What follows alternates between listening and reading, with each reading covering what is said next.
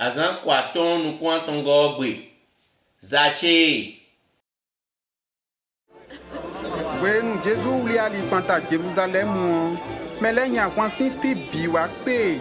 Ye biedo eni klek ne gansi alio eni ole biedo eni klonu emi do akosuru ma uton ji.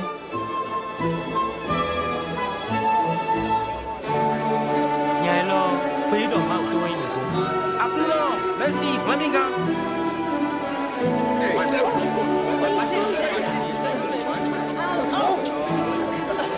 Akulo, maminga. Eni pasi suru ma o. Akulo, merio mi.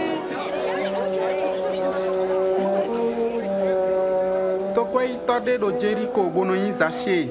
E do Jésus banamo e boha tinji do afion sawe Jésus na gbon. Mi pon, e tokwe itogo. Zache, ya ujete. Do koto gbe na jewende ebe. Kwenye tongbe ya. Me kala igbe we jegbe to bon koton we. Ne zache kawa kumbo tu Jésus.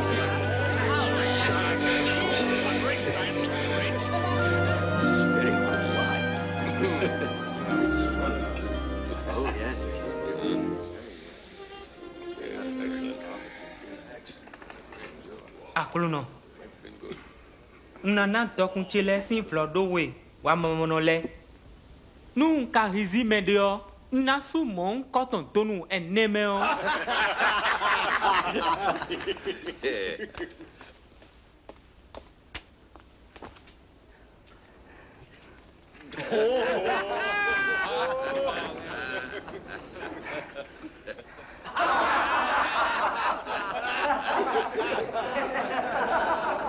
Tokwe ito na resort we yiro na sia jonu me yen se point nka mo point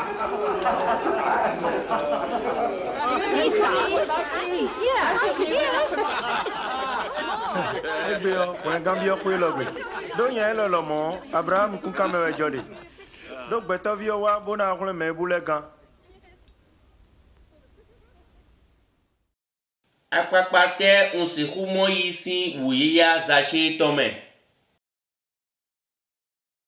Ne akwezizanche no de ayihache klegbon.